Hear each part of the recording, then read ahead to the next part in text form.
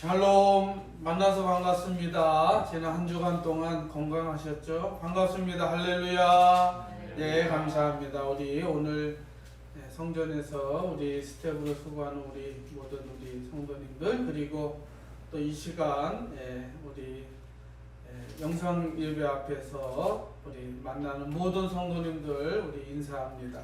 이 시간 우리 예배에 앞서 하나님 앞에 찬송 한 곡 올려드리고 하나님 앞에 예배 드리도록 하겠습니다. 찬송가 455장입니다. 태산을 넘어 험곡에 가도 445장, 찬송가 445장입니다. 태산을 넘어 험곡에 가도 우리 하나님 앞에 기쁜 마음으로 찬송 드리고 주일 예배를 시작하도록 하겠습니다.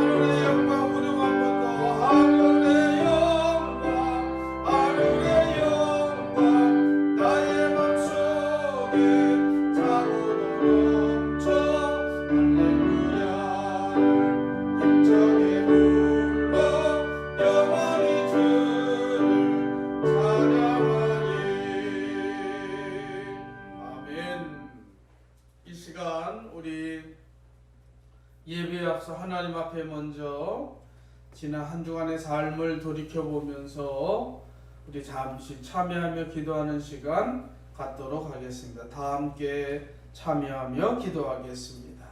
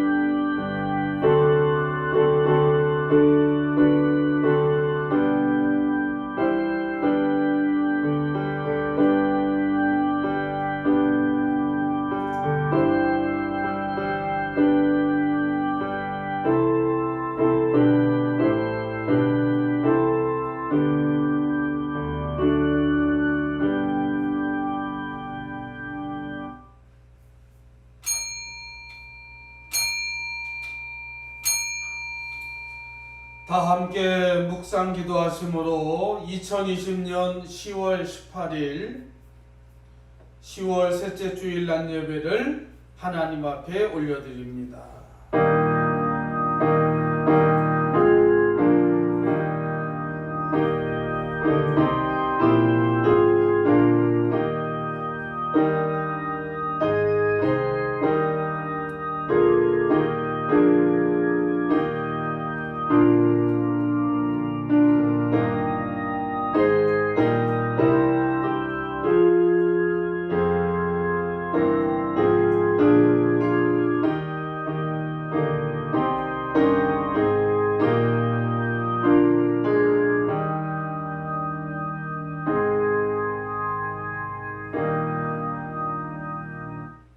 우리 다 함께 찬송가 4장으로 영광 올려 드리겠습니다.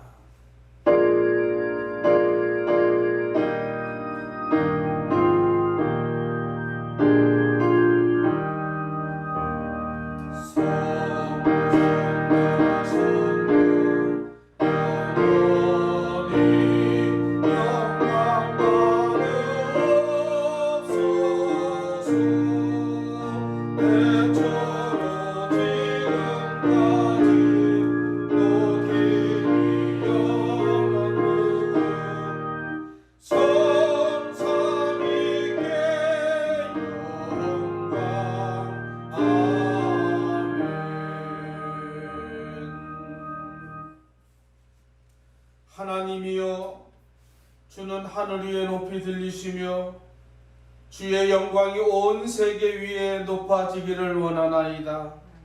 하나님이여, 내 마음이 확정되었고 내 마음이 확정되었사오니 내가 노래하고 내가 찬송하리이다.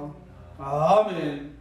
이 땅의 죄인들을 구원하시고 소외된 자와 낮은 자와 작은 자들을 찾아오셔서 위로해 주시고 새 사람으로 새 힘으로 살만 나게 해주시는 전지전능하신 하나님 아버지, 오늘도 거룩하고 복된 주의 날을 허락하시고 거룩한 주의 교회 온유한 교회를 주시사 거룩한 백성들과 함께 이 거룩한 예배를 시작하게 하심에 감사하며 찬송과 영광과 존귀를 높여 드리옵나이다.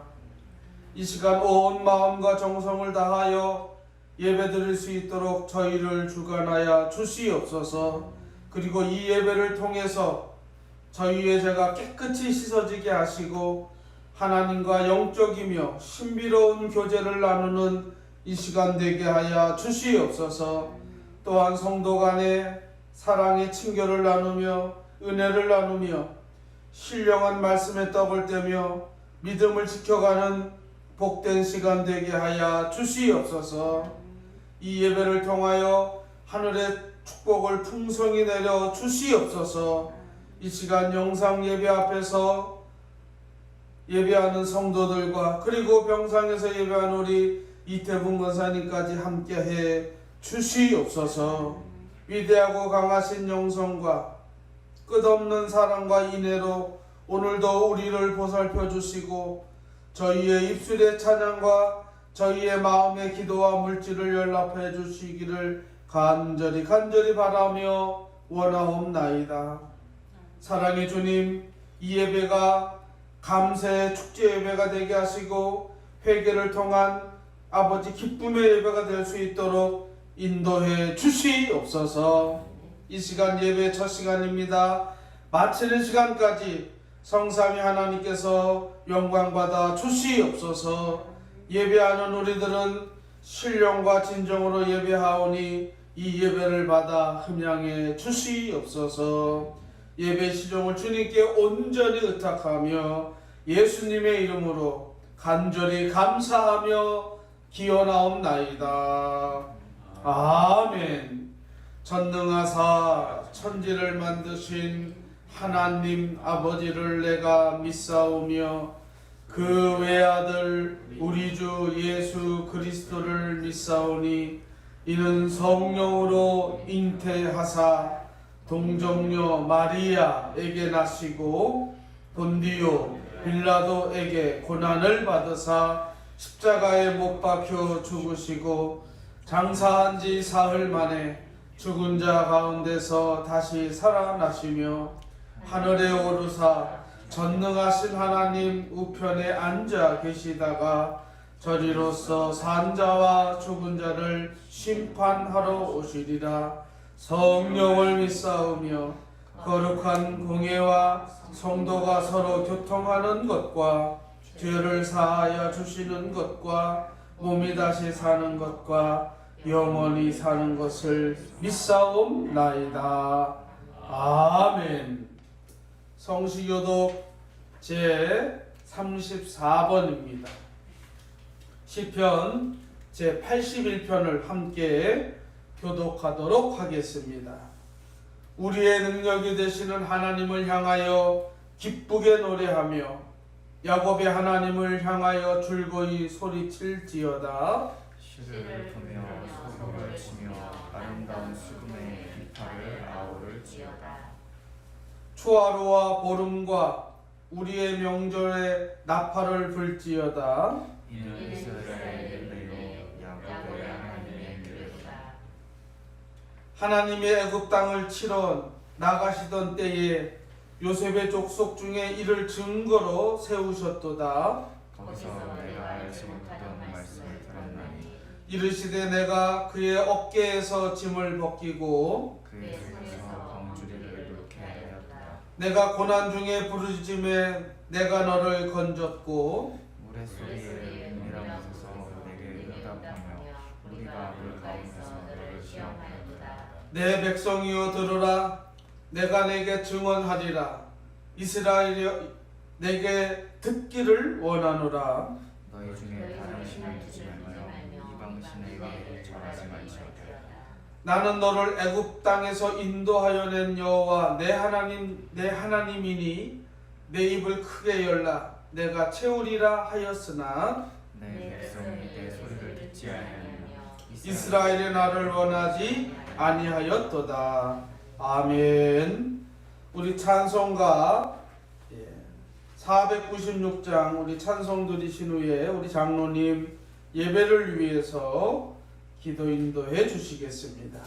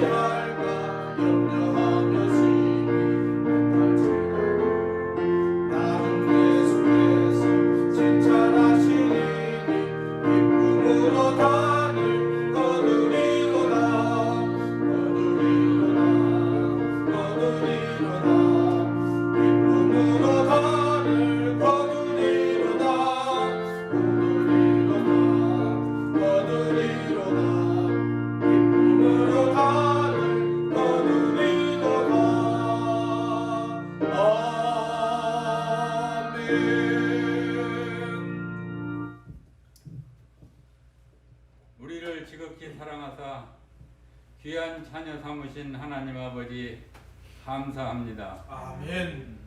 우리의 기도를 들으시고 세상에서 가장 좋은 것으로 주시기를 원하시는 하나님의 큰 사랑을 감사하며 경배와 찬양을 드립니다. 아버지. 오늘 거룩한 주일 부득불 영상 예배 앞에 나왔다 할지라도 구하는 성도들에게 가장 좋은 것으로 채워주시고 찾는 자에게 응답하시며 두드리는 자에게 열리는 복된 예배가 되게 하여 주시옵소서. 아멘. 우리의 예배가 진정으로 하나님께 드려지는 영적 예배가 되게 하여 주옵시고 아버지. 우리의 한숨이 변하여 찬양이 되게 하시고 근심이 변하여 기도가 되게 하여 주시옵소서. 아멘. 어떠한 환경에서도 실족지 않게 하시고 아버지. 주님 바라봄으로 날마다 구원을 체험케 하시며 오시. 작은 시련에도 우리의 믿음이 이리저리 흔들리는 저희의 인생을 긍휼히 여기사 아버지. 하나님 바라볼 수 있는 믿음을 더하여 주시옵소서. 아멘. 하나님의 형상대로 지원받은 인생들이 아버지. 하나님의 이 형상을 이룰 때 얼마나 추한 모습을 하고 주님을 배반했던가를 생각하며 회개합니다. 아버지. 무엇보다도 주님 바라보고 따르는 저희들이 세상 속에서도 주님의 명령을 지킬 수 있는 복을 허락하여 주옵시고 부활하신 주님과 날마다 영적인 교제를 나누게 하셔서 아버지. 이생의 안목과 정욕에 이끌려 좌초하는 인생이 될 것이 아니라 능력의 주님을 의지함으로 우리 모두의 믿음이 온전케 되기를 간절히 원합니다. 아멘.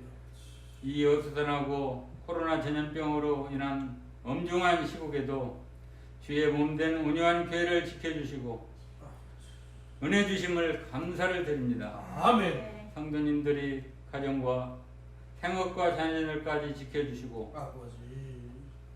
다음 주일부터는 성전 예배와 비대면 예배를 겸하여 드릴 수 있게 되어 더욱 감사합니다. 아멘.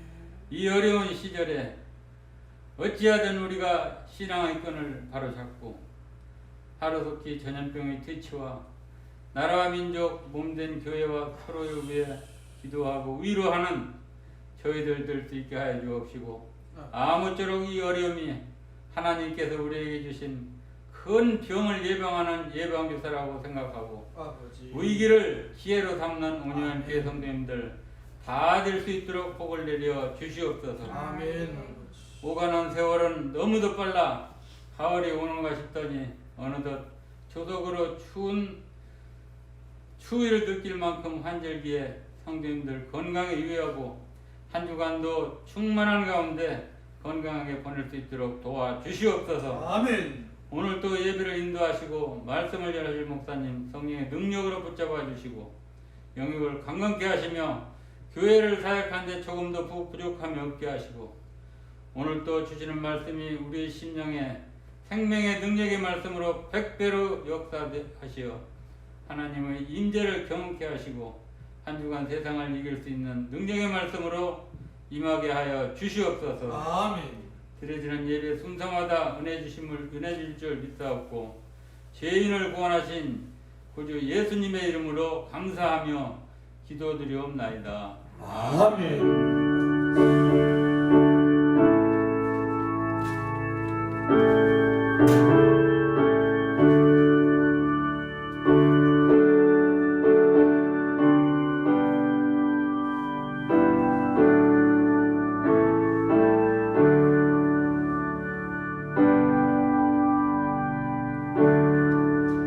아멘. 귀한 기도 감사드립니다. 이 시간 하나님 말씀 보겠습니다. 오늘 주시는 하나님 말씀은 신약성경 고린도전서 제9장 19절로 27절 마지막 절까지 보겠습니다. 고린도전서 제9장 19절로 27절 신약성경 273페이지입니다. 제가 먼저 받들어 19절 말씀 봉독해 올립니다. 내가 모든 사람에게서 자유로우나 스스로 모든 사람에게 종이 된 것은 더 많은 사람을 얻고자 같이 된 것은 이들을 얻고자 하며 율법의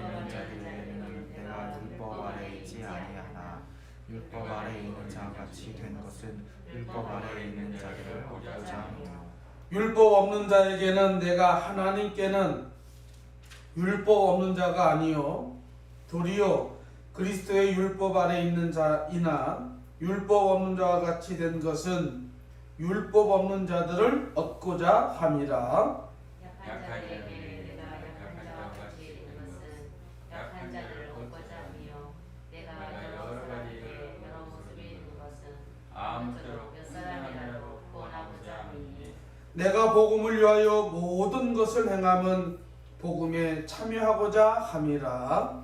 운동장에서 다른 점은 자들이 다 달릴지라도 오직 상을 받는 사람은 한 사람인 줄을 너희가 알지 못하느냐. 너희도 상을 받도록 이와 같이 다름질하라. 이기기를 다투는 자마다 모든 일에 절제하나니 그들은 썩을 승리자의 관을 얻고자 하되 우리는 썩지 아니할 것을 얻고자 하노라. 그러므로 나는 다름질을 평강 없는 것 같이 아니하고 싸우기를 공을 치는 것 같이 아니하며 다 함께 있습니다. 내가 내 몸을 쳐 복종하게 함은 내가 남에게 전파한 후에 자신이 도리어 버림을 당할까 두려함이로다. 아멘. 우리 찬송가 500장 우리 하나님 앞에 힘차게 찬송 올려드립니다. 찬송가 500장입니다.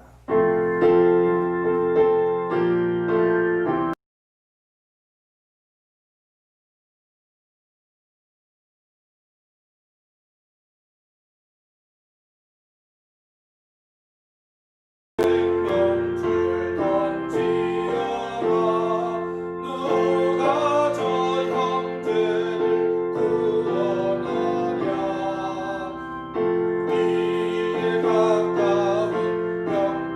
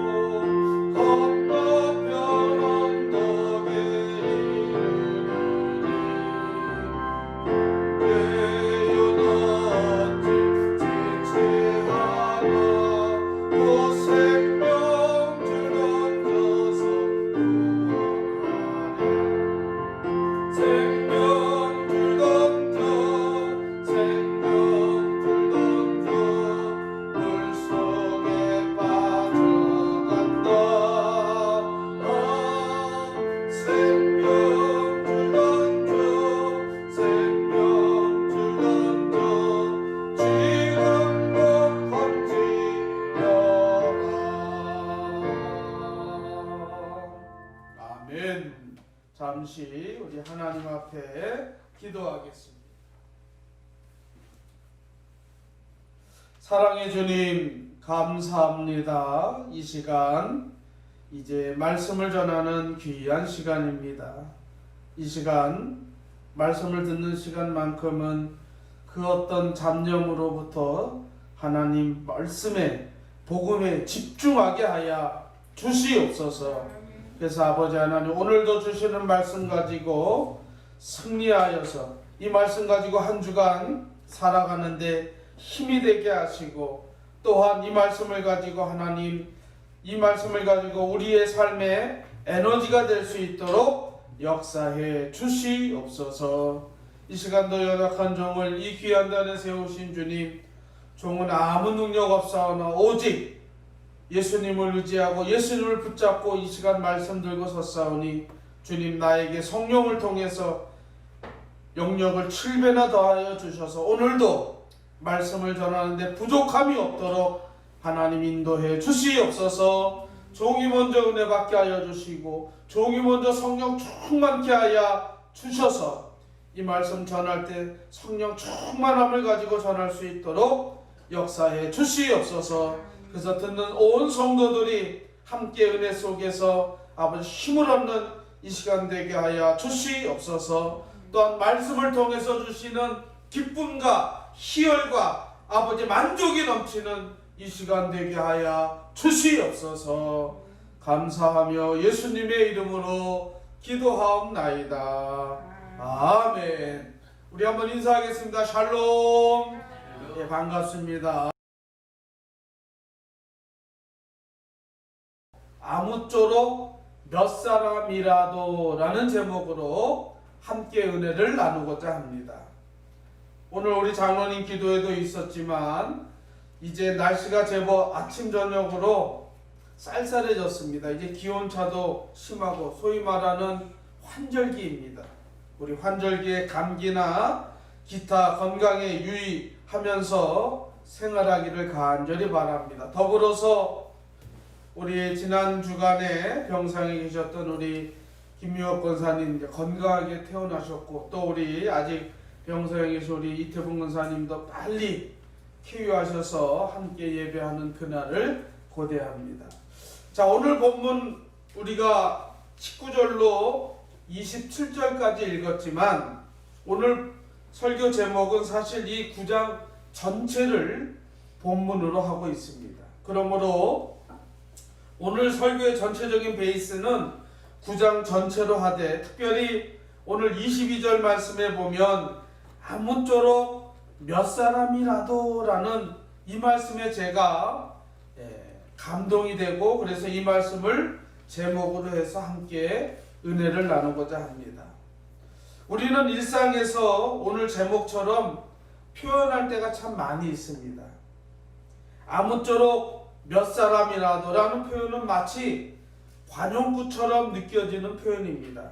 왠지 우리들의 일상에서 쉽게 사용하고 표현하는 그런 문구입니다. 예를 들어서 제가 중고등학교 때 또는 제가 청년 시절 교회 체육대회나 학교 축제 행사 때 어떤 행사가 있었냐면 5km 또는 10km 단축 마라톤 대회가 있었습니다. 그럴 때 되면 담임 선생님이나 우리 담당 목사님께서 우리들에게 뭐라고 얘기했느냐, 야, 아무쪼록 몇 사람이라도 좀 이 마라톤에 완주하는 사람이 나왔으면 좋겠다 하는 그런 표현을 했습니다. 실제로 제 기억에 학교 체육대회나 교회 체육대회 때 제가 5km나 10km 단축 마라톤을 그래서 모두 완주했던 기억이 있습니다. 그런 의미에서 저는 오늘 이 설교를 듣는 우리 성도님들 중에 아무쪼록 몇 사람이라도 큰 은혜를 받는다면 오늘 제 설교는 굉장히 성공적이라고 말할 수 있습니다. 오늘 본문에서 바울은 저와 똑같은 심정으로 오늘 22절에 뭐라고 말씀하느냐, 이렇게 말씀합니다. 약한 자들에게 내가 약한 자와 같이 된 것은 약한 자들을 얻고자 함이요 내가 여러 사람에게 여러 모습이 된 것은 아무쪼록 몇 사람이라도 구원하고자 함이니, 이렇게 표현하고 있습니다. 이 말씀 속을 가만히 들여다보면 바울의 심령은 어떤 심정이냐? 어찌됐든 바울이 전하는 복음 전파를 통해서 구원의 열매를 기대하는 마음이 어떻게 해요? 듬뿍 담겨져 있다는 것을 우리가 알 수 있습니다. 이제 본격적으로 말씀에 들어가겠습니다. 이 고린도전서 9장을 쭉 읽어보면 사실 이 고린도전서 9장은 어떤 내용이 핵심이냐? 사도의 권리와 자유에 관한 말씀입니다. 왜냐하면 사도 바울은 사도로 부름받고 나서 사도로서 그 역할을 감당할 때만 늘 어떤 의심을 받았냐면, 저 사람 옛날에 우리 그리스도인들을 그렇게 핍박했던 사울 아니냐는 의심을 계속했습니다. 그러다 보니까 자연스럽게 뭐예요? 사도직에 대한 지속적인 비난과 비판이 있었습니다. 그래서 바울이 쓴 이 바울 서신에 보면 오늘 고린도전서 9장뿐만 아니라 여러 서신에서 사도권에 대한 변론을 많이 하는 것을 볼 수 있습니다. 그 대표적인 게 오늘 본문이고 또 로마서에서도 마찬가지입니다. 사실 신실하며 신령하기 그지없는 사도 바울이었지만 그가 복음을 전하는 사역을 하는 내내 외부로부터 어찌 보면 반대를 당하고 자신에게 또 실망을 한 적이 한두 번이 아닙니다. 실제로 사도 바울은 많은 비난을 받았습니다. 특별히 거짓 교사들, 거짓 형제들에게 그 사도권에 대해서 계속 비난받고 인정받지 못했습니다.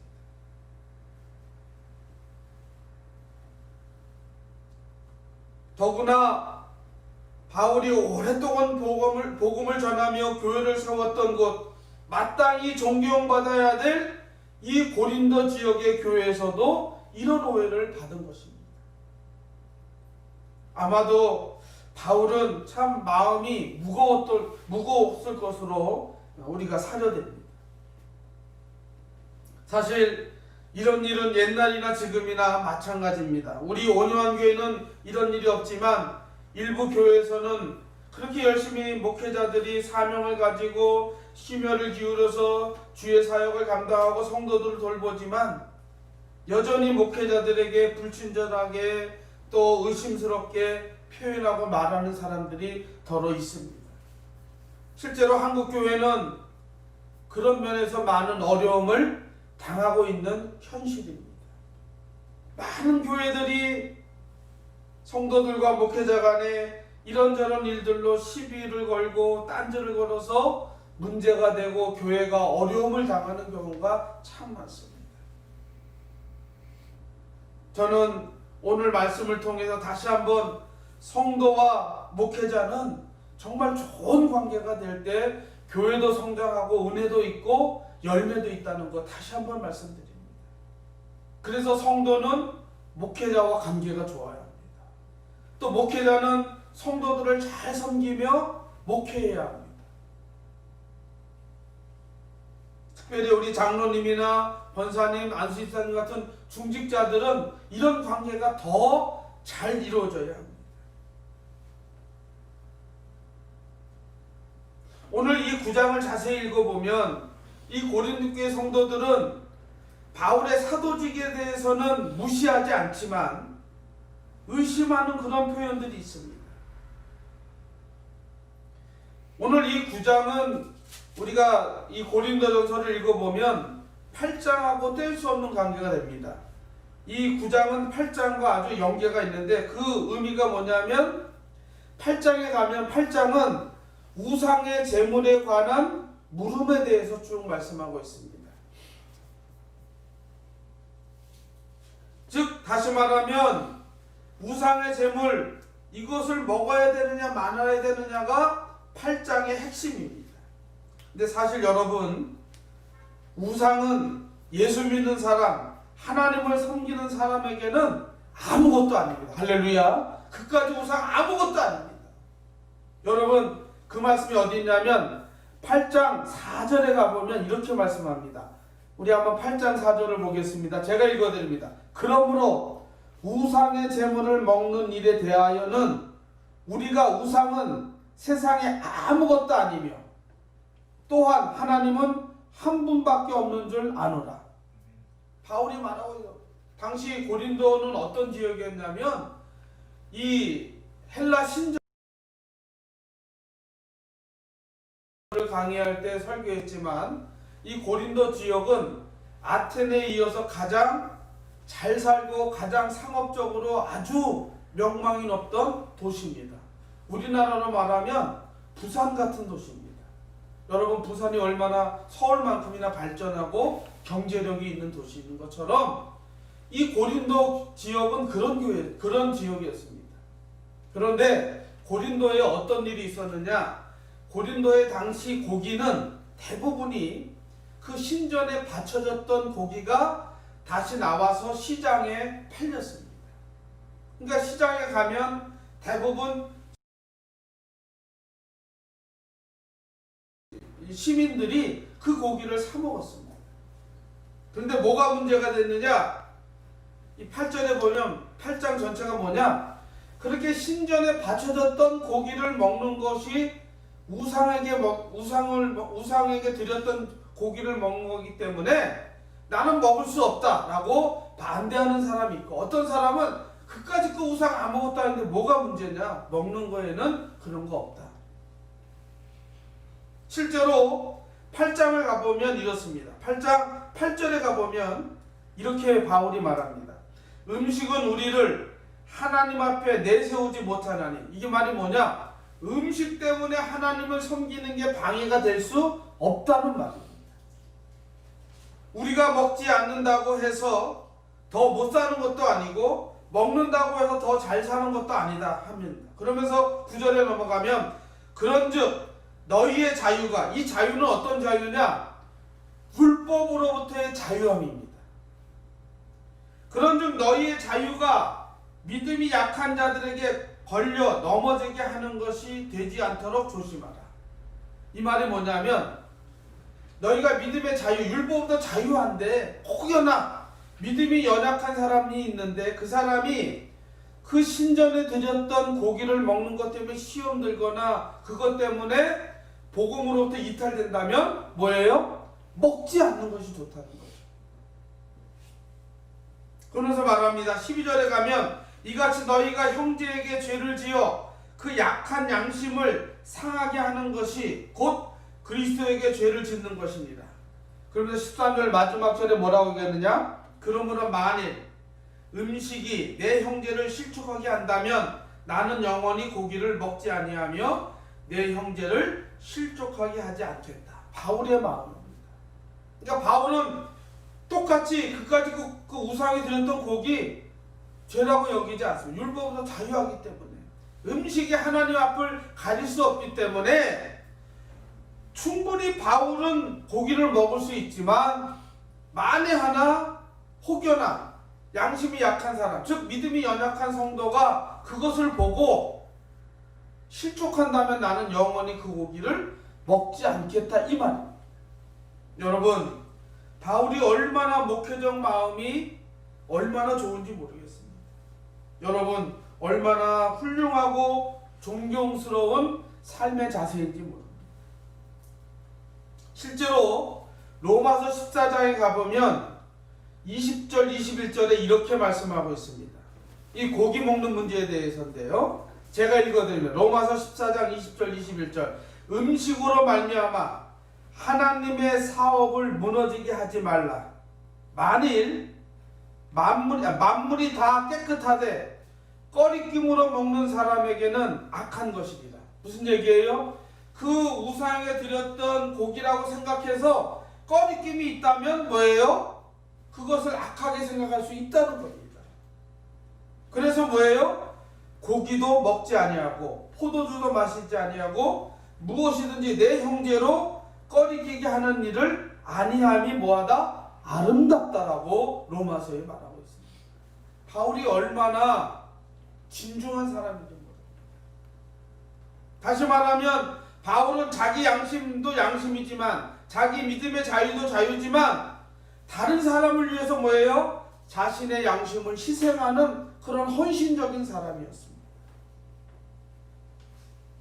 또 그렇게 바울은 살았습니다.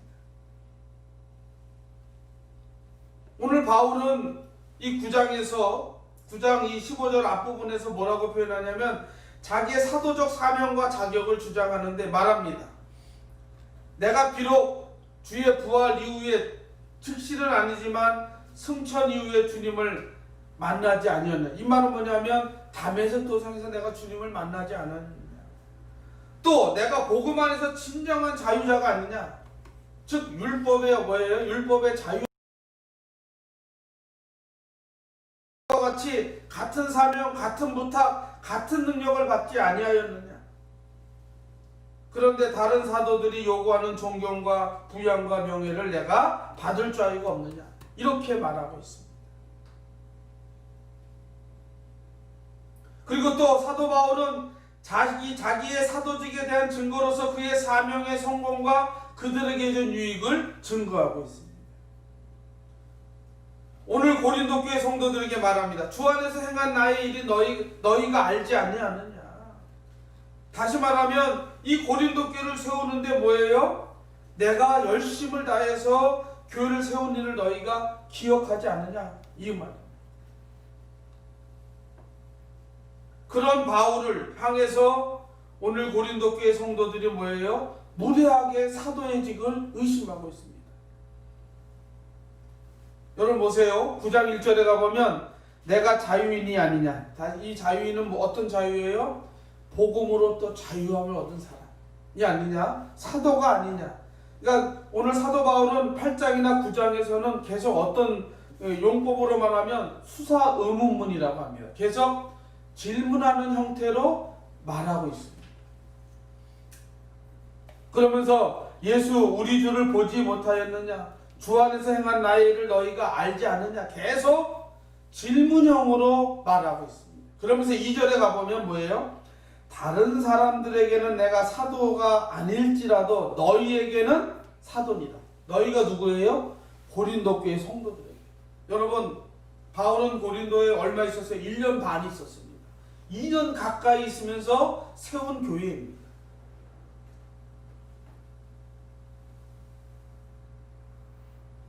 그런데도 뭐예요? 고린도 교회 일부 성도들이 바울의 사도직을 뭐하고 있다?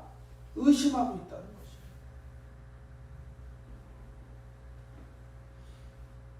이렇게 열심히 사역했는데 의심해요. 개인적으로 사도 바울 마음에 뭐가 있을까요? 서운한 마음이 요만큼 있을 수 있습니다. 근데 반면 한편으로 본다면 이게 예수 없는 세상, 하나님 없는 세상의 모습입니다. 아무리 잘해줘도 의심하고 아무리 잘해도 그 악한 속성이 있는 거예요. 그래서 예나 지금이나 충실하게 일하는 일꾼들이 인정받거나 존경받는 대신 비난받고 대접 못 받는 것 뭐 특별한 일이 아니라 예전에도 있었고 지금도 있습니다. 고린도 교회는 바울의 사명을 믿고 인정해야 할 충분한 이유가 있습니다. 존경할 만한 이유가 있음에도 불구하고 그렇지 않은 것에 대해서 지금 바울이 얘기하고, 바울은 고린도 교회 이 성도들을 어떻게 했어요? 그리스도를 믿게 하고 알도록 최대한 노력했습니다. 2년 가까이 헌신하고 봉사했습니다. 그럼에도 불구하고 고린도 교회 일부 성도들, 일부 사람들이 바울의 사도직을 의심하는 것은 사실 인간적으로 보면 배은망덕한 그런 일입니다.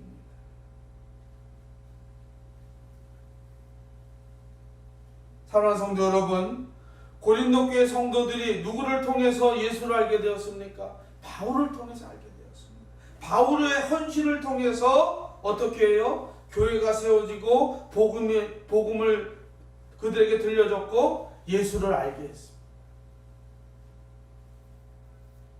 그래서 오늘 본문 이 9장 3절 이하에서 6절까지 쭉 그 말을 하고 있는 겁니다. 나를 비판하는 자들에게 변명할 것이 이것이니 우리가 먹고 마실 권리가 없느냐. 여기 말 속에는 뭐가 있냐면 고린도 교회를 세웠기 때문에 그 고린도 교회가 사역자를 섬기고 부양하는 것은 그때 어떻게 해요? 일반적인 일이었습니다. 왜냐하면 예루살렘 교회도 어떻게 했어요? 성도들을 통해서 어떻게 했어요? 사도들이 그 일에 집중하며 먹고 살았습니다. 이것은 다시 말하면 우리가 그 구약으로 가면 제사장들이 어떻습니까? 그 지파에서 내는 11조를 가지고 11조를 가지고 또 성전세를 가지고 그 제사장들이 생활했습니다. 그러니까 오늘 이 말씀은 뭐냐? 내가 너희들의 그런 먹고 마시는 일들, 그런 것들 너희가 나에게 헌금해줘서 내가 먹고 마시는 당연한 권리다 이 말이에요. 자, 그러면서 보세요. 더 나아가서 우리가 다른 사도들과 주의 형제들과 게바와 같이 믿음에 자매된 아내를 데리고 다닐 권리가 없겠느냐? 어찌 나와 바나바만 일하지 아니할 권리가 없겠느냐? 계속해서 수사 의문문의 형태로 오늘 말하고 있습니다. 이 말은 뭐냐면 바울의 수고로 탄생한 고린도 교회로부터 사도로서 교회의 지원을 받아 생활하는 권리, 이거 있는 것입니다. 여러분 실제로 갈라디아서 6장 6절에 가보면 가르침을 받은 자는 말씀을 가르치는 자와 모든 좋은 것을 함께하라 이렇게 말씀하고 있습니다. 여러분 군인은 어디서 먹고 삽니까? 군대가 제공하는 거에서 먹고 삽니다. 마찬가지로 어떻게 해요? 이 사도로서 충분히 너희가 섬김을 받을 권리가 있다는 거예요. 바울이. 자, 7절에 가보세요. 누가 자기 비용으로 군복무를 하겠느냐? 누가 포도를 심고 그 열매를 먹지 않겠느냐? 누가 양떼를 기르고 그 양의 젖을 먹지 않겠느냐? 그러면서 9절에 가면 모세의 율법에 곡식을 밟아 떠는 소에게 망을 씌우지 말라 기록하였으니 하나님께서 어찌 소들을 위하여 염려하시느냐. 이 말은 뭐예요? 열심히 곡식 가는 소를 이 망을 씌우면 어떻게 해요? 먹이지 않는다는 거죠. 그러지 말라는 거죠. 마찬가지로 오늘 고린도 교회가 나를 살해하는 것은 내가 부당하게 이득을 취하는 일이 아니라는 것입니다. 그래서 우리가 목회자들에게 세상처럼 월급이라는 표현을 쓰지 않고 뭐라고 해요? 사례라고 하는 일도 여기에 있습니다. 자, 이렇게 쭉 계속해서 14절까지 계속 13절까지 얘기합니다. 보세요. 13절에 가보면 성전에 일을 하는 이들은 성전에서 나는 것을 먹으며, 이게 뭐예요? 옛날 제사장들을 말하는 겁니다. 제단에서 섬기는 이들은 제단과 함께 나누는 것을 너희가 알지 못하느냐. 여러분 레위 지파가 따로 지분을 받았습니까? 안 받았습니다. 여러분 우리 여호수아가 이제 가나안 땅을 다 점령하고 나서 어떻게 했어요? 분배할 때 레위 지파가 땅 지분을 받았습니까? 받지 않았습니다. 레위 지파는 왜 그랬어요? 바로 하나님의 성전을 섬기는 지파로 됐기 때문에. 그래서 12지파에서 레위 지파는 완전히 빠지고 누가 됐어요? 요셉의 두 아들 므낫세와 에브라임 지파가 지파로 돼가지고 땅을 지분받잖아요. 지금 13절은 그 얘기입니다. 성전에서 제단에서 일하는 사람 제사장과 레위 지파들이 다 어떻게 해요? 성도들이 내는, 즉 구약 백성이 내는 성전세로 속전으로 다 먹고 살았다는 그 얘기하는 거예요. 그러면서 뭐라고? 이와 같이 주께서도 복음 전하는 자들이 복음으로 말미암아 살리라 명하였습니다. 그러니까 오늘 고린도 교회가 사도직을 의심합니다. 그러면서 일부 사람들이 어떻게 의심했냐면 왜 바울이 우리의 헌금을 가지고 마음대로 쓰냐 이렇게 오해했던 거예요. 그러니까 바울이 14절까지 그 얘기를 하고 있는 거예요. 그런데 보세요. 그런 권리와 주장을 당연히 받을 수 있는 바울이지만 오늘 15절에 가면 뭐라고 얘기하느냐? 15절 16절에 가면 그것을 어떻게 했다? 포기했다고 말합니다. 자 보세요. 15절. 그러나 내가 이것을 하나도 쓰지 아니하였고 또 이 말을 쓰는 것은 내가 이같이 하여 달라는 것이 아니라 내가 차라리 죽을지언정 누구든지 내 자랑하는 것을 헛된 대로 돌리지 못하게 하리라. 바울은 어떻게 했어요? 자비량을 했습니다. 우리가 잘 아는 대로 바울은 어떤 직업이 있었어요? 장막 만드는 직업이 있었어요. 여기서 보세요. 여기서 중요한 거 바울이 오늘 그렇게 부양받아서 마땅히 내가 부양받아야 될 그런 사도지만 그런 목회자지만 내가 그런 것들을 어떻게 했다? 하지 않았다는 거죠. 하나도 쓰지 않았다는 거죠. 다시 말하면 바울은 뭐예요?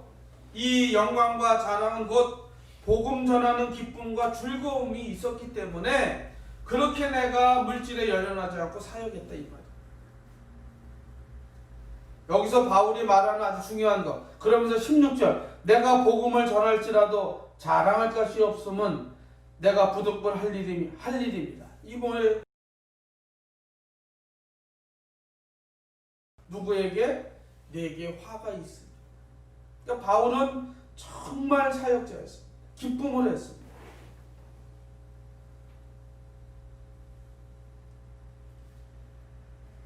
사랑하는 성도 여러분, 오늘 이런 오해를 받는 그런 의심을 받는 바울이지만 바울은 여기서 되리어 말합니다. 나는 그까지 물질 때문에 내가 연연하지 않는다. 내가 즐거운 마음으로 기쁜 마음으로 내가 복음 전하고 봉사하는 것, 이게 바로 하나님이 기뻐하는 일이요 하나님께 뭐예요? 축복받는 일이라는 것을 말하고 있습니다.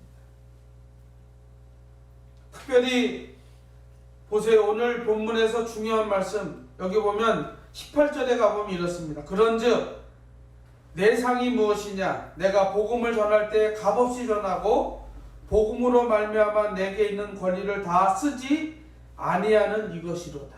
얼마나 귀한 말씀입니다. 저는 여기서 아주 중요한 것, 여러분 우리가 무슨 일이든 어떤 직임에 있어서 그 주어진 목적에 위배되게 사용하는 것들은 다 권력 남용입니다. 여러분 최근에 2010년 이후에 우리 한국 사회가 뚜렷하게 변화된 것 중에 하나가 뭐냐면 권력의 남용에 대한 용납하지 않음입니다. 이것을 다른 말로 쉽게 표현하면 이제 우리 국민들이 갑질에 대해서 뭐예요? 용인하지 않겠다는 겁니다. 그 대표적인 예가 대한항공 경영진들의 갑질 때문에 사회적 이슈가 되었던 거 우리가 기억하죠. 그로 인해서 그 그룹 회장이 죽었습니다. 말은 뭔데 사실은 그 괴로움 때문에 저는 타계했다고 봅니다. 공무원 사회, 기업 사회, 그리고 사회의 전반적인 구도에서 갑질은 더 이상 이제 좌시되지 않는 그런 흐름입니다. 이게 바로 뭐냐? 권력 남용에 대한 강력한 사회적 현상이라고 볼 수 있습니다. 오늘 이 18절에 있는 말씀은 바로 그런 권력 남용을 하지 않겠다는 바울의 아주 선언입니다. 저는 개인적으로 이 9장을 설교 준비하고 또 평소에 늘 고린도전서 읽으면서도 고린도 교회 자체가 문제가 많았습니다. 우리가 잘 아는 대로 파가 나눠져서 분리가 되죠. 또 바울의 사도권을 의심하죠. 그럼에도 불구하고 바울은 더 겸손하게 오늘 이 9장에서 표현처럼 내가 이런 권리와 이런 내가 당연히 받을 수 있는 이런 것들 다 포기하고 내가 섬긴 이유가 뭐냐? 내가 주의 일을 그렇게 해야 되기 때문에 주님이 십자가의 낮은 인간의 자리로 오시고 십자가에 죽으셨기 때문에. 그러니까 바울은 복음이 무엇인가를 명확하게 알고 있는 거죠. 복음은 결코 권력을 마음대로 활용하는 게 아닙니다. 되려 자기 갖고 있는 그런 권세, 그런 권위, 부양받을 특권 이런 것들 주장하지 않고 되려 뭐예요? 그리스도의 영광과 영혼의 유익을 위해서 흔쾌히 자기를 부인하고 어떻게 해요? 낮아지는 모습. 저는 이것이 오늘날 우리 한국교회 목사님들과 우리 한국교회 많은 중직자들에게 본이 되는 중요한 본보기라고 생각이 돼요. 그러면서 이제 19절 우리가 읽은 19절로 넘어가면 그 본보기를 쭉 말씀하고 있습니다. 보세요. 우리 한번 19절부터 23절까지 한 번 더 교독을 한번 읽어보겠습니다. 제가 먼저 19절 읽겠습니다. 우리 성도님들 20절 읽기 바랍니다. 내가 모든 사람에게서 자유로우나 스스로 모든 사람에게 종이 된 것은 더 많은 사람을 얻고자 함이라. 유대인들에게 내가 유대인과 같이 된 것은 유대인들을 얻고자 하며 율법 아래 있는 자들에게는 내가 율법 아래 있지 아니하나 율법 아래 있는 자같이 된 것은 율법 아래 있는 자를 얻고자 하며 율법 없는 자에게는 내가 하나님께는 율법 없는 자가 아니요 도리어 그리스도의 율법 아래 있는 자이나 율법 없는 자와 같이 된 것은 율법 없는 자들을 얻고자 함이라. 약한 자들에게 내가 약한 자와 같이 된 것은 약한 자들을 얻고자 하며 내가 여러 사람에게 여러 모습이 된 것은 아무쪼록 몇 사람이라도 구원하고자 하니. 자, 23절 시작. 내가 복음을 위하여 모든 것을 행함은 복음에 참여하고자 합니다. 결국 이렇게 그런 권리나 이런 것들을 다 포기하고 바울이 이렇게 이런 모습으로 사역한 이유가 뭐냐? 오늘 22절 23절입니다. 아무쪼록 몇 사람이라도 뭐예요? 복음을 통해서 뭐한다? 복음의 열매를 맺기 위해서. 또 이 복음 전함에 참여하기 위해서 그는 자기의 모든 권리를, 모든 권력을 다 어떻게 됐다? 어찌 보면 권세나 명예나 이런 것들을 다 내려놓았다는 것입니다. 저는 여기서 아주 중요한 것, 우리가 복음을 전하고 열매를 맺으려면 우리도 똑같이 뭐예요? 우리를 내려놔야 한다. 예를 들면 여러분이 뭐 큰 기업에 예를 들어서 뭐 이사다, 아니면 큰 돈이 많은 사람이다. 사람들은 돈 많은 것으로 어떻게 의시되고 뻐길 수 있습니다. 그것 때문에 복음을 어떻게 해요? 온전히 전하지 못할 수 있다는 거예요.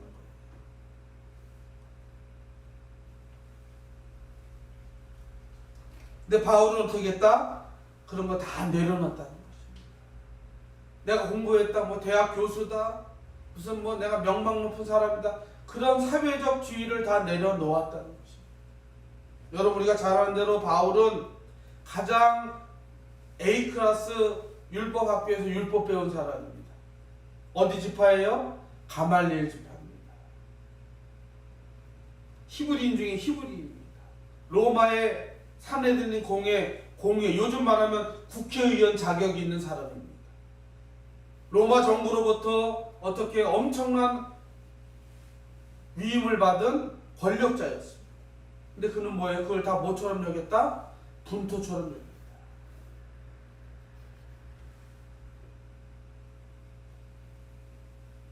그런 바울을 향해서 계속 누가 의심하고 있어요?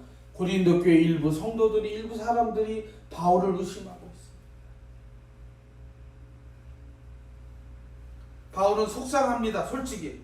그래도 속상하다고 말하지 않고 있습니다. 그러면서 말해요. 오늘 내가 많은 사람에게 종이 된 것은 더 많은 사람을 얻고자 하고, 내가 유대인같이 된 것은 유대인들을 얻고자 하고, 내가 율법 아래 있는 자들, 즉 율법을 모르는 사람들, 아니면 율법에 완전히 그냥 코 막혀서 율법 아니면 죽겠다고 하는 사람에게도 가서 뭐예요? 그 사람들을 구원하기 위해서 내가 율법 아래 있는 사람처럼 보여요. 그러면서 말합니다. 어찌하든지 아무쪼록 몇 사람이라도 구원의 반열에 서게 하기 위해서. 그러면서 말합니다. 24절부터 27절은 바울의 어떻게 보면 마음 상태를 고백하는 겁니다. 내가 이렇게 아무쪼록 몇 사람이라도 구원하고자 하는 그 마음이 뭐냐? 바로 24절부터 27절이 그런 마음을 표현하고 있습니다. 우리 한 절씩 교독해 봅니다. 운동장에서 다름질하는 자들이 다 달릴지라도 오직 상을 받는 사람은 한 사람인 줄 너희가 알지 못하느냐? 너희도 상을 받도록 이와 같이 다름질하라. 이기기를 다투는 자마다 모든 일에 절제하나니 그들은 썩을 수면자의 관을 얻고자 하되 우리는 썩지 아니할 것을 얻고자 하노라. 그러므로 나는 다름질하기를 향방 없는 것 같이 아니하고 싸우기를 허공을 치는 것 같지 아니하며 내가 내 몸을 쳐 복종하려면 내가 남에게 전파하기에 자신이. 아멘. 우리 여기서 바울의 마음을 우리가 읽을 수 있어야 합니다. 여러분, 바울이 얼마나 지금 이 고린도교회 성도들에게 다른 것에 마음 두지 말고, 다른 헛된 것에 마음 두지 말고 뭐예요? 아무쪼록 몇 사람이더 구원하는 이 일에 최선을 다하라는 당부의 말입니다. 여러분, 바울은 말함 이왕이면 상을 받는 자처럼 상급받는 복음 전도자가 되라는 것입니다.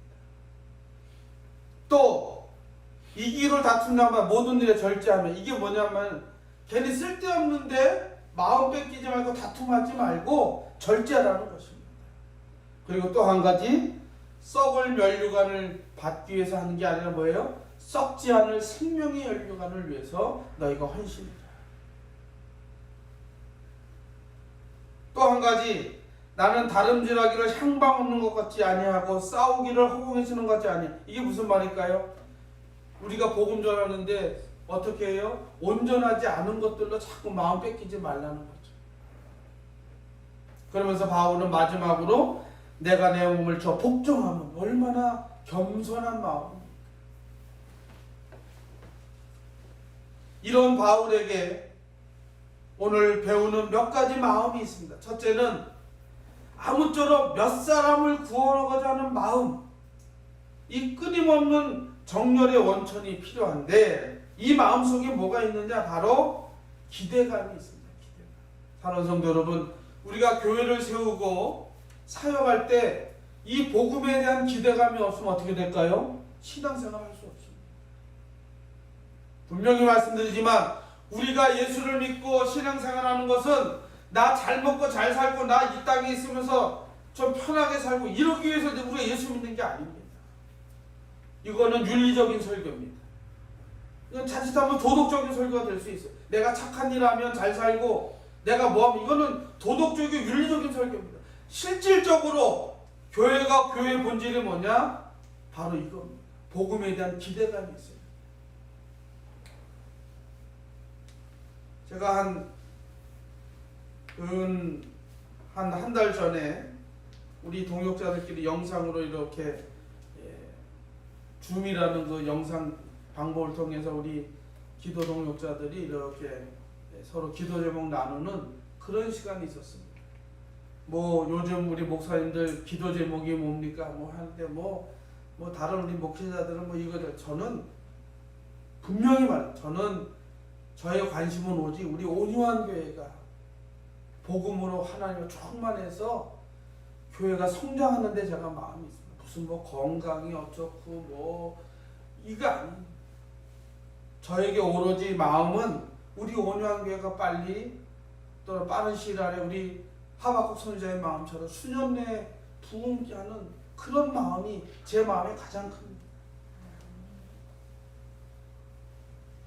뭐예요? 복음에 대한 기대감입니다.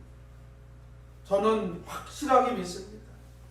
물론 우리가 지난 1년 전에 우리가 설립감사 예배 드릴 때 우리 축사해 주셨던 우리 이소공 목사님이 그랬어요. 목사님, 아니 나이가 몇 살인데 개척을 해. 차라리 큰 교회 담임으로 가. 저한테 그랬었어요. 근데 제가 아니에요 목사님, 저는 우리 온유한교회 세워서 하여튼 용기가 좋다고. 그 목사님 저보다 연배가 좀 높으시니까, 또 그 목사님은 벌써 30년 전에 개척해서 지금은 큰 교회를 이뤘습니다. 한 3,000명이 넘는 교회가 됐으니까 지금 제 나이에 다시 개척하는 거 어떻게 보면 그 목사님이 이게 젊은 나이도 아닌데 라고 말할 수 있지만 저는 그렇지 않습니다. 하나님이 허락하시면 나이가 문제겠습니까? 할렐루야. 예. 물론 코로나19로 인해서 조금 1년 동안 어려움과 제 개인적으로 목회적 답답함이 있습니다. 마음 놓고 전도하고 마음 놓고 초청하고 이런 걸 못하기 때문에. 그럼에도 불구하고 저는 아무쪼록 몇 사람여 일하는 이 바울의 표현처럼 기대감이 있습니다. 두 번째는 설레임이 있습니다. 복음에 대한 설레임. 여러분, 이 설레임이 없이는 우리가 뜨거워질 수 없습니다.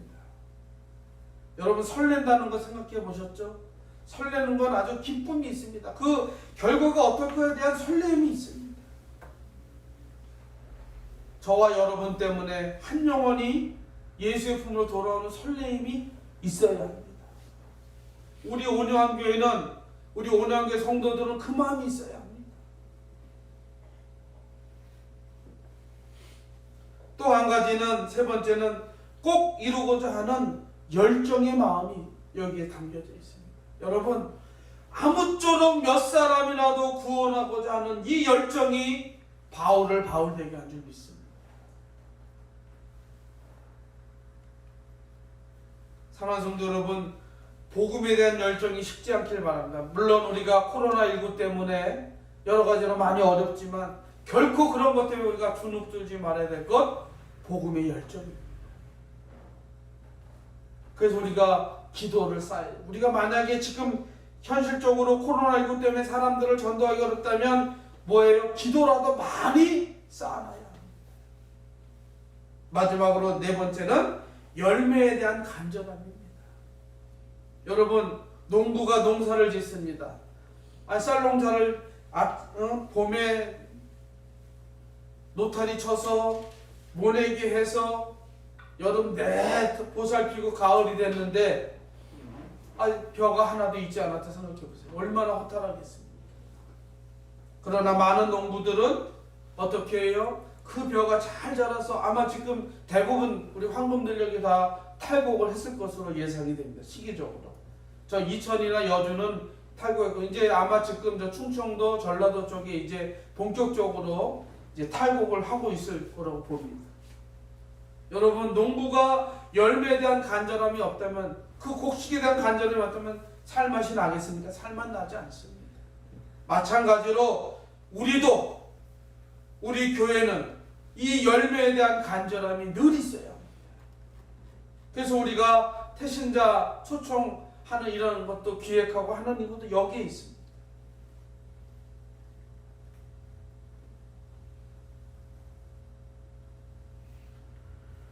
오늘 바울은 이렇게 아무쪼록 몇 사람을 구원하고자 하는 이 기대감과 설레임과 꼭 이루고자 하는 열정의 마음과 열매에 대한 간절함이 이 말씀에 묻어 있습니다. 그러면서 뭐라고? 내가 복음을 위하여 모든 것을 행하면 복음에 참여하고자 합니다. 얼마나 귀한 명령이고 바울의 삶이고 또 우리에게 주는 메시지가 있습니다.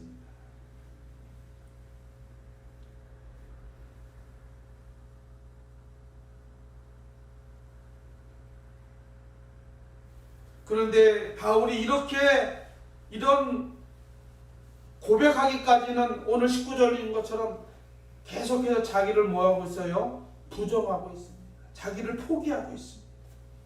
여러분, 우리가 히브리서 11장에 가보면 모세에 대한 말씀이 나옵니다. 모세는 자기 부정을 통해서 엄청난 일을 합니다.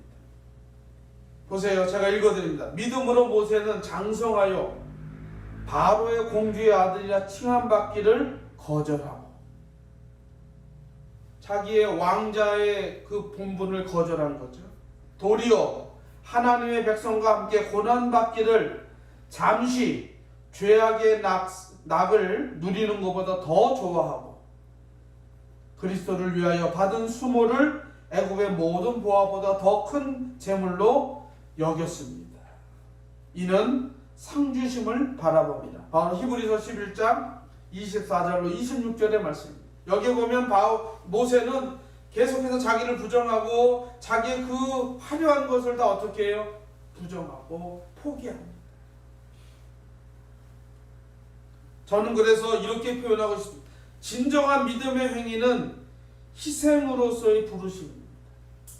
희생은 뭡니까? 자기를 낮추고 자기를 부정하고 자기를 포기하는 데서 희생이 가능합니다.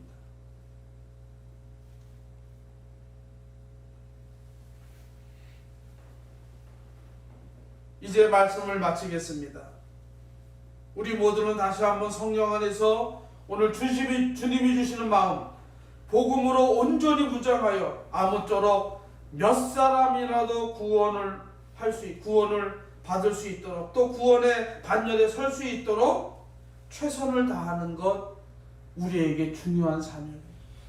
우리 온유한 교회의 중요한 사명입니다. 지금은 코로나19로 인해서 여러 방면과 분야에서 시대를 조명하며 각종 조사나 리서치 등이 발표되고 있습니다. 보면 팬데믹 시대의 한국교회, 언택트 시대의 예배에 대한 고찰과 교회 준비, 비대면 시대의 예배와 한국교회 앞날 등등 많은 세미나와 강연을 하는데, 물론 이런 세미나 이런 강연들 혹할 수 있지만 저는 그럼에도 불구하고 이 언택트 시대에, 이 팬데믹 시대에 가장 확실한 교회가 가져야 될 진리는 뭐냐? 복음입니다.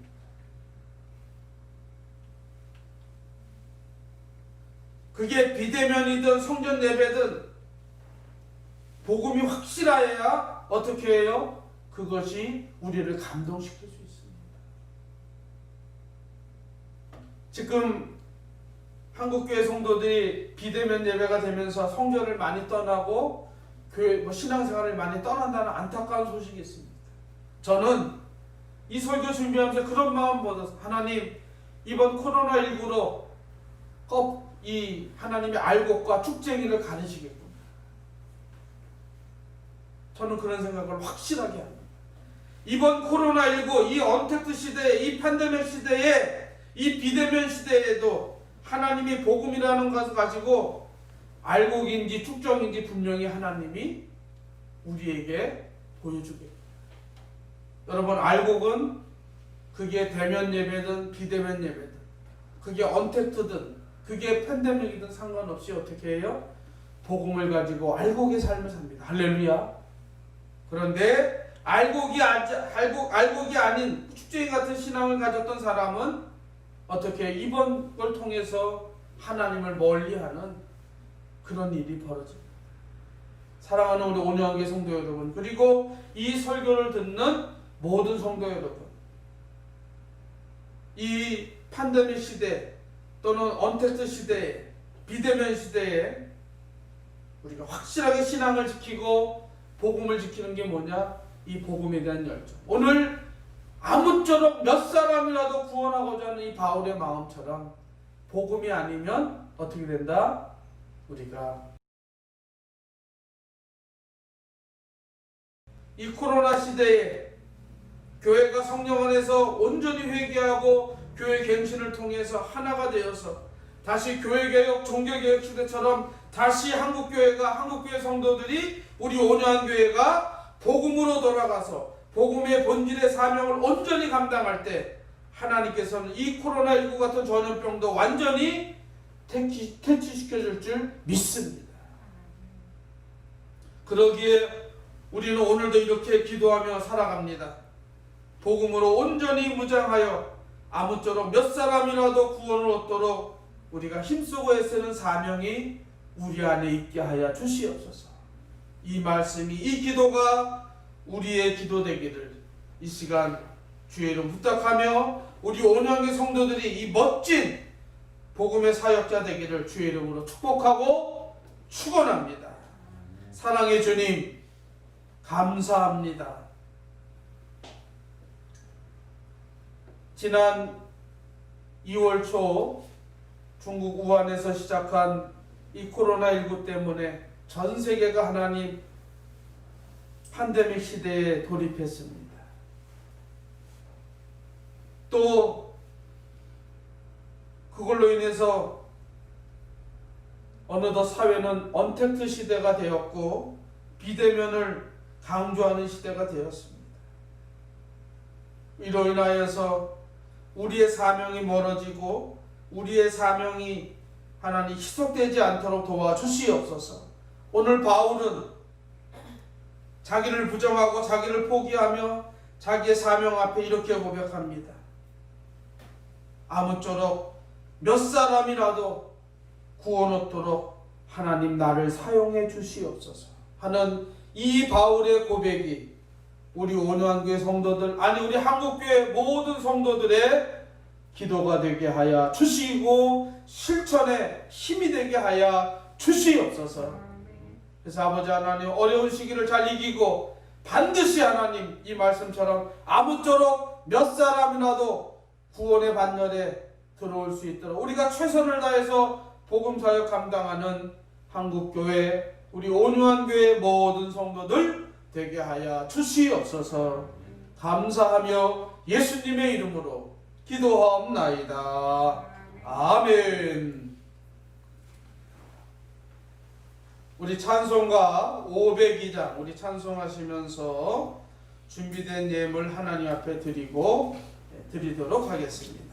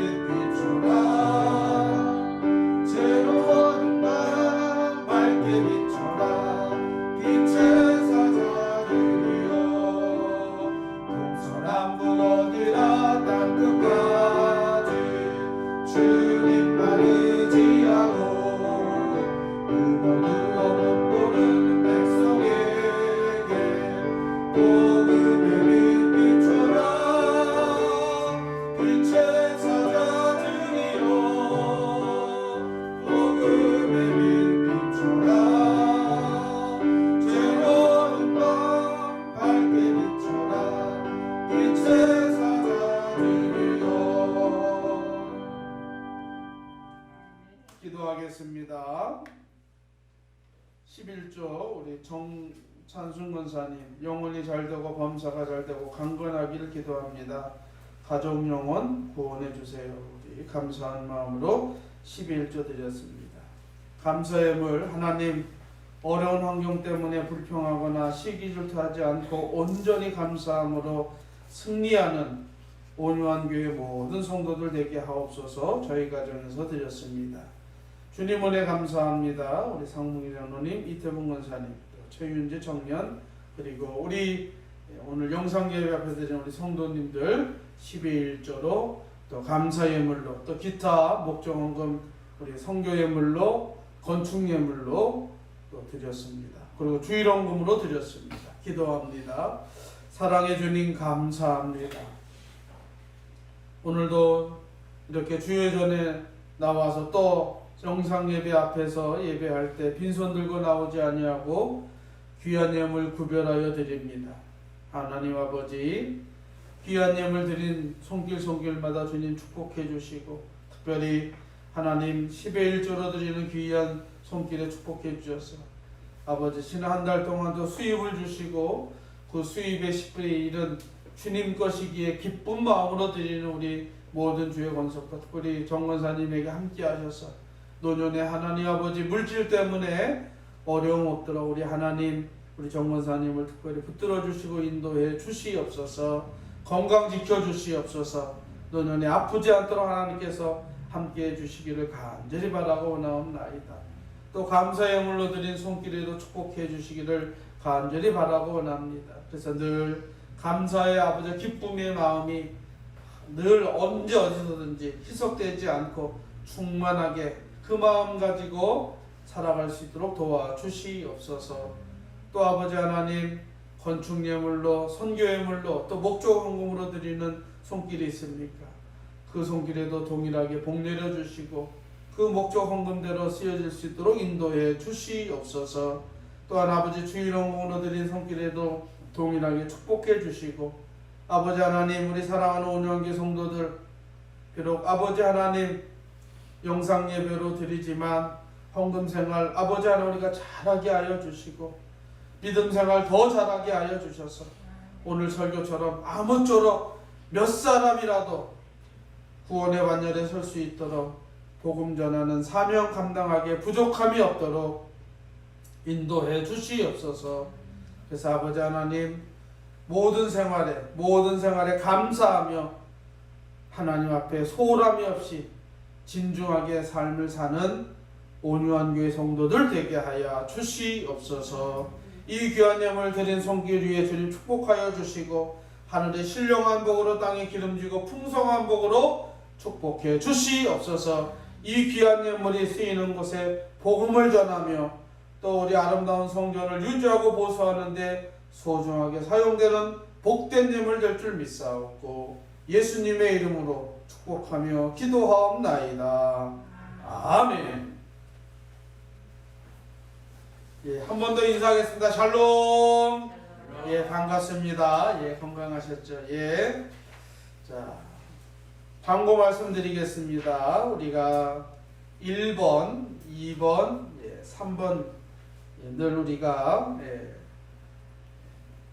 그리고 특별히 4번입니다. 4번 이제 다음 주일부터는 성전 예배와 비대면 예배를 겸해서 드리겠습니다. 지난 월요일에 동대문구청에서 공문도 왔고 그 다음에 방송에서 말한 것처럼 이제 1단계로 낮아지면서 어떻게 정부가 얘기했냐면 교회 예배실 규모의 30% 내에서는 대면 예배를 드릴 수 있도록 허락했습니다. 다시 말하면 우리 교회 같은 경우는 좌석수가 한 45석 되니까 한 15명 내외는 이제 성전 예배를 드릴 수 있습니다. 그래서 우리 다음 주부터는 성전 예배 나올 수 있는 분들은 다 나오셔서 예배 드려도 될 것 같습니다. 현재 우리가 오늘 지금 성전에서 이 영상 예배를 위해 스텝으로 예배드리는 게 저를 포함해서 7명 드리고 있는데요.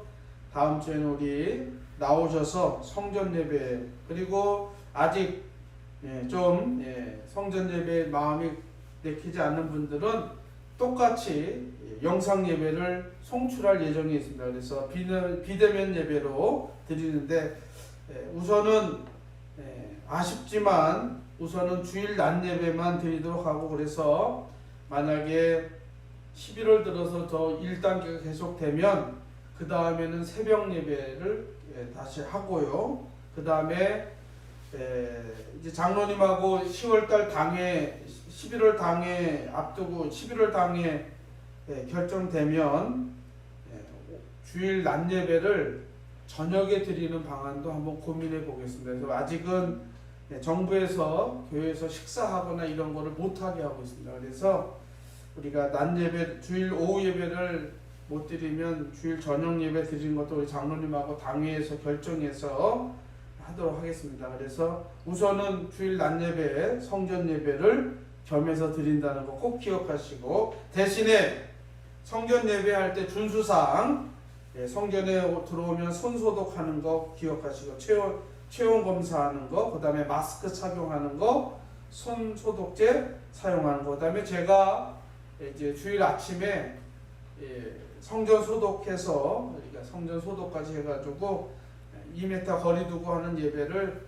드리도록 하겠습니다. 그렇게 아시고, 여러분들이 다음 주일은 그렇게 오시면 좋겠고, 특별히 다음 주일은 교회력으로 보면 종교개혁 주일입니다. 그래서 다음 주일은 종교개혁 주일로 지키겠습니다. 그렇게 하고, 교우종족인데 우리 이태봉 권사님께서 낙상으로 인해서 뼈가 골절돼서 현재 경희대 병원 623호에 입원 중에 계십니다. 그런데 지금 요즘 코로나로 인해서 대학병원, 이 병원들마다 면회하는 게 어렵습니다. 그래서 자유롭게 예전처럼 병원 신방하기가 쉽지 않기 때문에 우리 이태봉 권사님 기도해 주셔서 다음 주간에는 우선은 그 병동에서 퇴원해서 한방병원으로 좀 가실 생각이 있다는데, 아무튼 우리 권사님 빨리 골절된 부분들이 잘 붙어져서 예전처럼 기도하며 성전에 나와서 함께 봉사하는 우리 권사님을 기대합니다. 우리 권사님 회복을 위해서 기도해 주시고, 또한 우리 김용옥 권사님이 지난 주간에 잠시 몸이 아프셔서 강동 경희대 병원에 입원하셨다가 퇴원하셨습니다. 우리 김용옥 권사님도 건강이 온전히 회복될 수 있도록 우리 성도님들 기도해 주시면 감사하겠습니다. 그래서 우리 이태봉 권사님, 또 우리 김용옥 권사님, 우리가 건강 회복할 수 있도록 우리가 기도하는 그런 한 주간 되길 바라겠습니다. 우리 다 함께 우리 찬송가 일어나셔서 620장 우리 1절 찬송 드리고 축도함으로 예배를 마치겠습니다.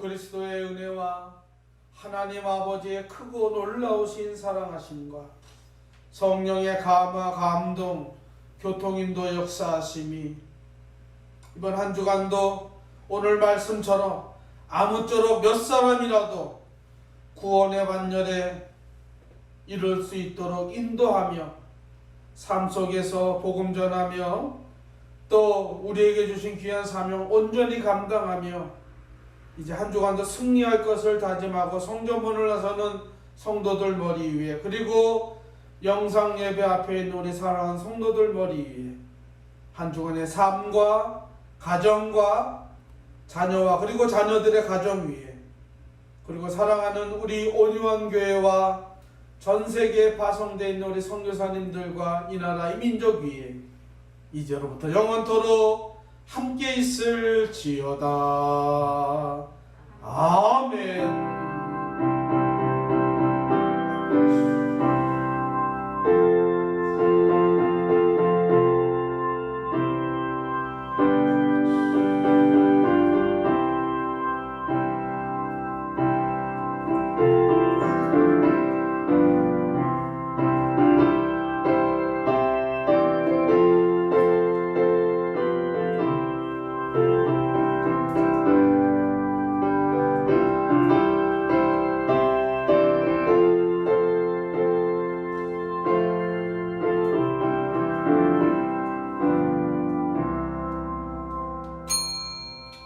이상으로 예배를 마쳤습니다. 감사합니다.